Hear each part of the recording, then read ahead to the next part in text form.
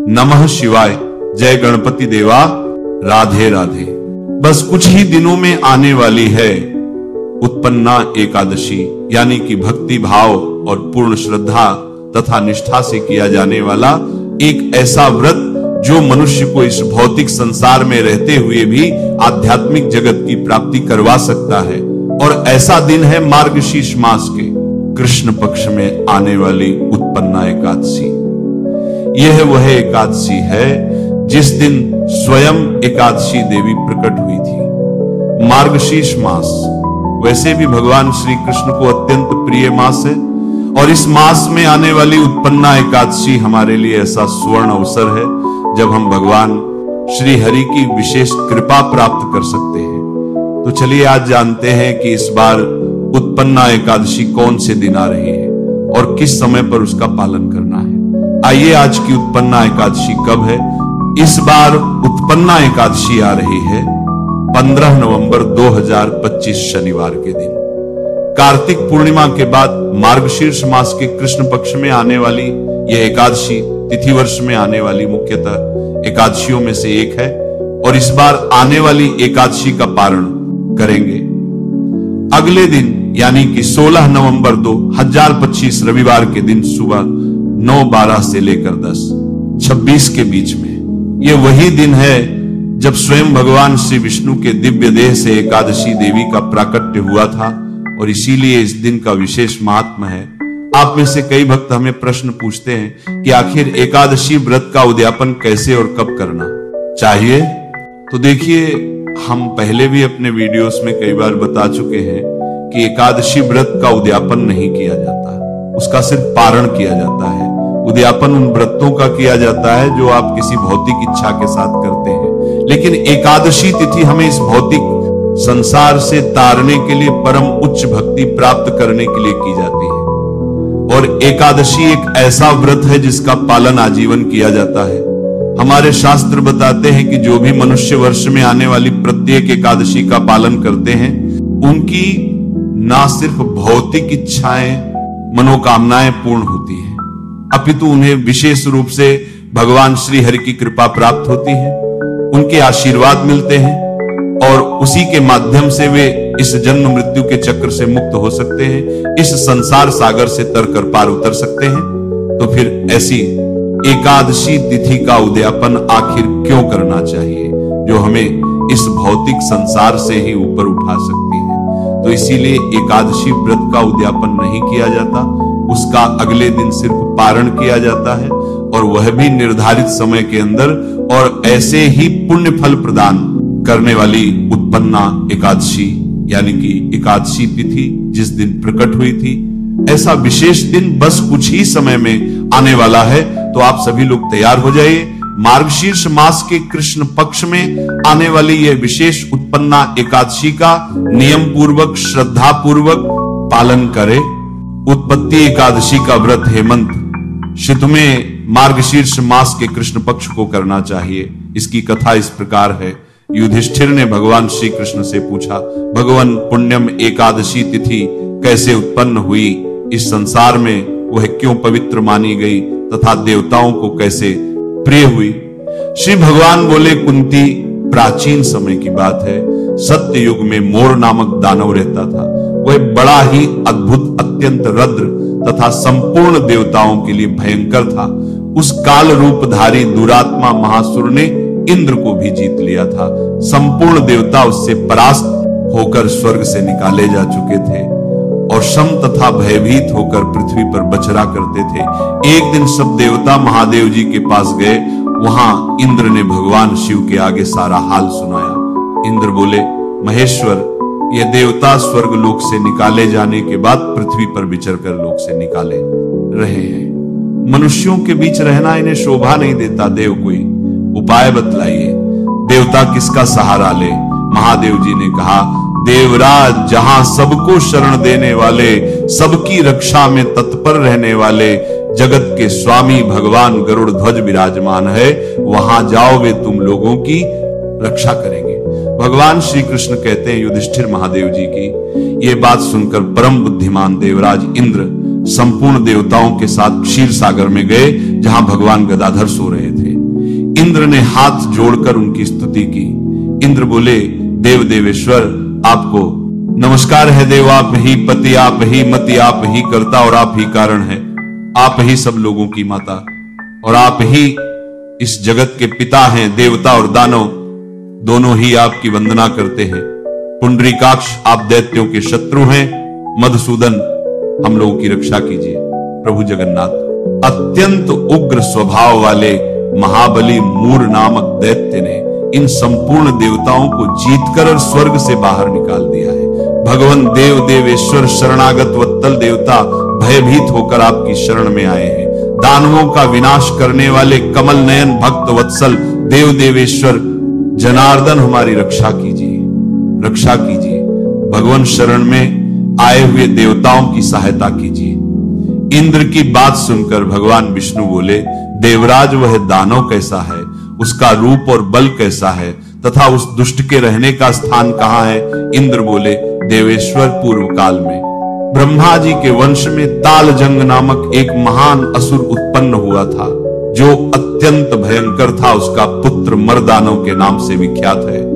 वह भी अत्यंत उत्कट महापराक्रमी और देवताओं के लिए भयंकर है। चंद्रावती नाम से प्रसिद्ध एक नगरी है, उसी में स्थान बनाकर वह निवास करता है। उस दैत्य ने समस्त देवताओं को परास्त करके उन्हें स्वर्ग लोक से बाहर कर दिया है। उसने ने एक दूसरे ही इंद्र को स्वर्ग के सिंहासन पर बैठाया है।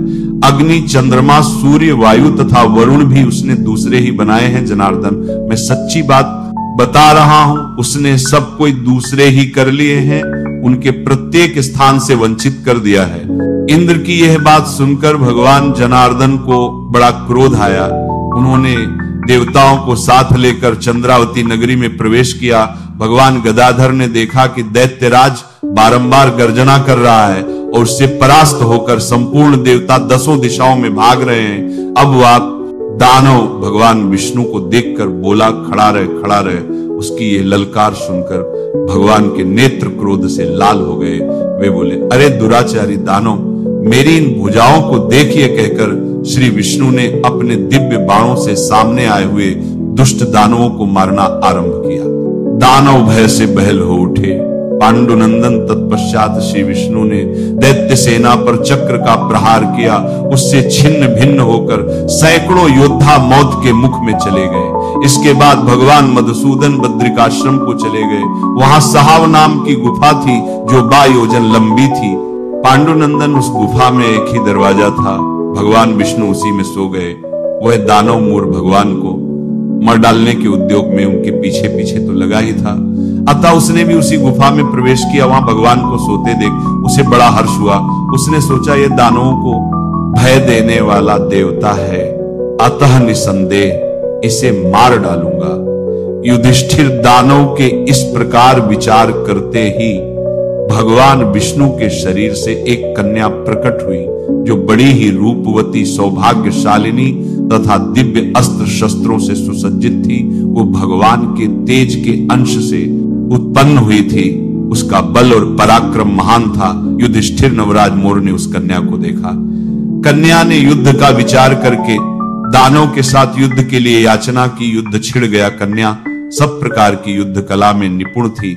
वह मूर नामक महान असुर उसके हुंकार का मात्र से राक्षस का ढेर हो गया। दानव के मारे जाने पर भगवान जाग उठे। उन्होंने दानव को धरती पर इस प्रकार निपरा पड़ा। देखकर कन्या से पूछा, मेरा यह शत्रु अत्यंत उग्र और भयंकर था, किसने इसका वध किया है? कन्या बोली, स्वामी आपके ही प्रसाद से मैंने इस महादैत्य का वध किया है। श्री भगवान ने कहा, कल्याणी तुम्हारे इस कर्म से तीनों लोकों के मुनि और देवता आनंदित हुए हैं। अतः तुम्हारे मन में जैसी इच्छा हो उसके अनुसार मुझसे कोई मांग लो। देव दुर्लभ होने पर भी वह वर मैं तुम्हें दूंगा, इसमें तनिक भी संदेह नहीं है। वह कन्या साक्षात एकादशी ही थी। उसने कहा, प्रभु यदि आप प्रसन्न हैं तो मैं आपकी कृपा से सब तीर्थों में प्रधान, समस्त विघ्नों का नाश करने वाली तथा सब प्रकार की सिद्धि देने वाली देवी हो जनार्दन। जो लोग आप में भक्ति रखते हुए मेरे दिन को उपवास करेंगे उन्हें सब प्रकार की सिद्धि प्राप्त हो माधव। जो लोग उपवास, नक्त भोजन अथवा एक भुक्त करके मेरे व्रत का पालन करें उन्हें आप धन, धर्म और मोक्ष प्रदान कीजिए। श्री विष्णु बोले, कल्याणी तुम जो कुछ कहती हो वह सब पूर्ण होगा। भगवान श्री कृष्ण कहते, युधिष्ठिर ऐसा वर पाकर महाव्रता एकादशी बहुत प्रसन्न हुई। दोनों पक्षों की एकादशी समान रूप से कल्याण करने वाली है, इसमें शुक्ल और कृष्ण का भेद नहीं करना चाहिए। एकादशी के दिन भगवान विष्णु ने असुरों से देवताओं की रक्षा करने के लिए एकादशी देवी के रूप में अवतार लिया था। तो यह बहुत महत्वपूर्ण एकादशी है। इस दिन भगवान विष्णु ने अवतार लिया एकादशी के रूप में और जो है मूर नामक राक्षस का वध किया था। देवता बहुत प्रसन्न हुए थे और उन्होंने भगवान विष्णु की विशेष पूजा उपासना की थी।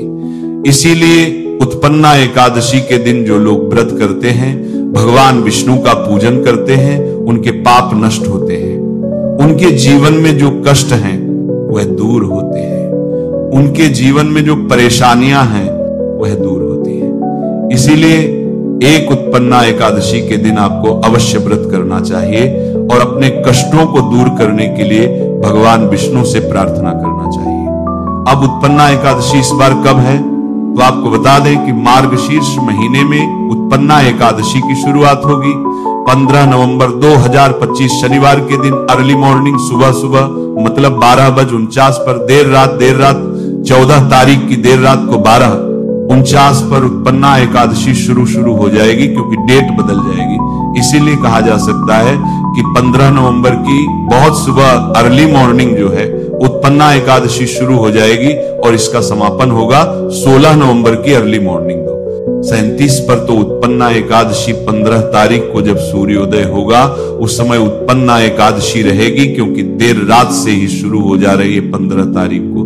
तो 15 नवंबर 2025 को उत्पन्ना एकादशी का पावन पर्व मनाया जाएगा।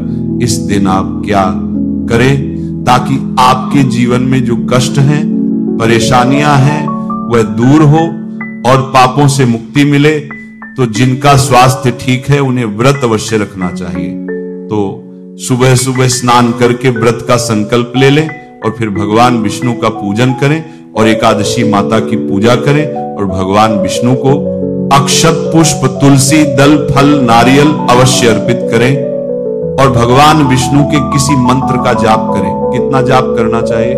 जितना आपका सामर्थ्य हो, जितना आपके लिए संभव हो, जितना आपके पास समय हो उतना मंत्र जाप करना चाहिए। कम से कम 1 माला तो जाप अवश्य कर लें। संभव हो तो आप 11 माला कर लें, 21 माला कर लें, 25 माला कर लें, 50 माला कर लें, 100 माला कर लें। जितना संभव हो उतना जाप करना चाहिए। और कौन से मंत्र का जाप करना चाहिए? देखिए, भगवान विष्णु के किसी भी मंत्र का आप जाप कर सकते हैं। सरल मंत्र जो हर कोई समझता है, जानता है, वो आपको बता देते हैं, वो आप अवश्य जपिए। मंत्र नोट कर लीजिए। ओम नमो भगवते वासुदेवाय। तुलसी की माला से इस मंत्र का जाप आप करें।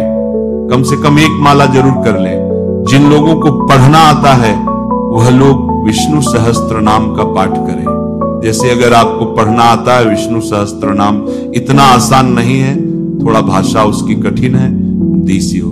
तो अगर अभ्यास है पढ़ने का तो विष्णु सहस्त्र नाम का पाठ करें, नहीं तो इस मंत्र का जाप कर ले और भगवान विष्णु को मन ही मन प्रणाम करें।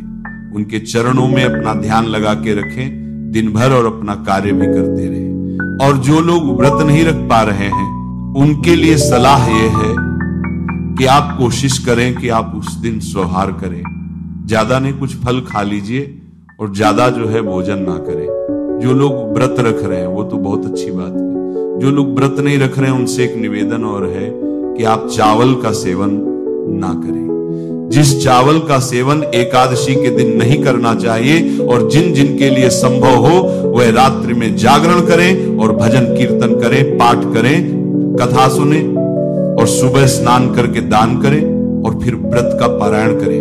तो सुबह आप अपने घर में नहा लीजिए और नहाने के बाद फिर भगवान विष्णु का पूजन करें और गरीबों को दान करें। क्या क्या दान करना चाहिए कि जैसे अन्न का दान, चावल, दाल, आटा, फल, सब्जी, ये सारी चीजें रखें, उसमें कुछ दक्षिणा रखें और किसी जरूरतमंद व्यक्ति को दान कर दें या मंदिर में जाकर दान कर दें। और साथ ही अगर सामर्थ्य है तो वस्त्र का दान करें, तो कोई भी कपड़ा आप जो है पंडित जी को दान कर सकते हैं। धोती कुर्ता है, शॉल है, सर्दियों का सीजन शुरू हो रहा है, तो जो सामर्थ्य हो उस हिसाब से दान करिए। स्वेटर है, आप अवश्य दान करिए जितना संभव हो। और फिर उसके बाद जो है व्रत का पारायण करें और कोशिश करें कि जो प्रसाद आप ग्रहण कर रहे हैं व्रत के पारायण में, वो प्रसाद एक थाली में लगाकर, एक पैकेट बनाकर किसी जरूरतमंद व्यक्ति को भी अवश्य दान कर दें। इस तरीके से आप उत्पन्ना एकादशी का व्रत करें,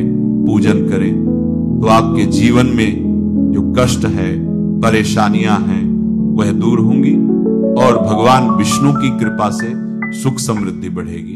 बहुत लोग सवाल पूछते हैं कि हमें एकादशी के दिन क्या नहीं करना चाहिए। तो देखिए, चाहे कोई भी एकादशी हो, उस दिन हम ये जो बातें बताने वाले हैं ये ना करें। जैसे कोई भी एकादशी हो, उस दिन चावल का सेवन नहीं करना चाहिए, वर्जित है।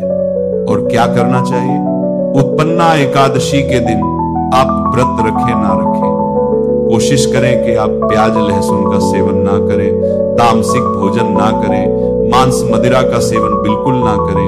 उत्पन्ना एकादशी हो या और भी कोई एकादशी हो, एकादशी के दिन तुलसी नहीं तोड़ना चाहिए। तुलसी के पत्ते, तुलसी दल तोड़ते हैं ना, हम उसे तुलसी के पत्ते कहते हैं। तुलसी दल कहना उचित है। दल के साथ तोड़ना चाहिए तो तुलसी दल नहीं तोड़ना चाहिए। एक दिन पहले तोड़ करके रख लें तुलसी दल, और जब भी तुलसी दल तोड़ने जाएं तो तुलसी मैया को प्रणाम करके उनसे ग्रहण करें। तोड़ना शब्द अच्छा नहीं लगता। माता तुलसी को प्रणाम करें और उनसे निवेदन करें कि हम तुलसी दल ले रहे हैं और भगवान विष्णु को चढ़ाने के लिए ले रहे हैं। इस भाव से आप तुलसी दल ग्रहण करें तुलसी मैया से, और कोशिश करें कि एकादशी के दिन कम से कम बोले, अपशब्द किसी के लिए ना बोले, किसी के साथ गलत व्यवहार ना करें। और एकादशी के पावन अवसर पर कोई भी पेड़ पौधे को तोड़ना काटना उचित नहीं माना जाता। किसी भी पेड़ पौधे को नुकसान बिल्कुल ना पहुंचाएं। किसी भी मनुष्य को, जीव जंतु को जाने अजाने अपने वचन से, अपने कर्म से आप दुखी ना करें, परेशान ना करें। ये छोटी छोटी बातें आपको हमेशा ध्यान रखना चाहिए।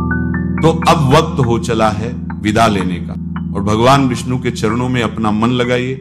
एकादशी के दिन थोड़ा सा मंत्र जाप कर लीजिए, आपके मन को शांति मिलेगी। आपके मन में जो टेंशन है वह दूर होगी। भगवान विष्णु की कृपा से सारे कष्ट दूर होंगे और जीवन में सुख समृद्धि बढ़ती चली जाए। नमः शिवाय। जय गणपति देवा। राधे राधे।